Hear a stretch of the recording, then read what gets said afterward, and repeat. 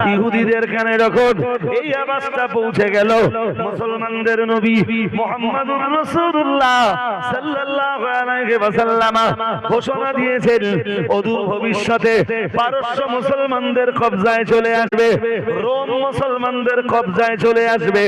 হীরা শহর মুসলমানদের কবজায় চলে আসবে। ও বাবাজিরা ভাইরা,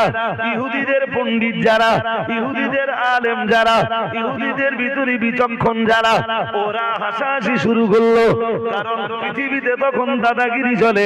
রোম আর পারস্য শহরের। কেমনে মুসলমানেরা, যে মুসলমানদের পেটে খাবার জোটে না, যাদের শক্তি তো মানে যাদের শক্তি তো বহু দূরের কথা, যারা নিজেদের পেটের খাবার জোটাতে ঠিকঠাক পারে না, দুই বেলা যে মুসলমানদের পেটে দুই মুঠা খাবার জোটে না, এই তো খন্দকের সময়, এই খন্দক খননের সময়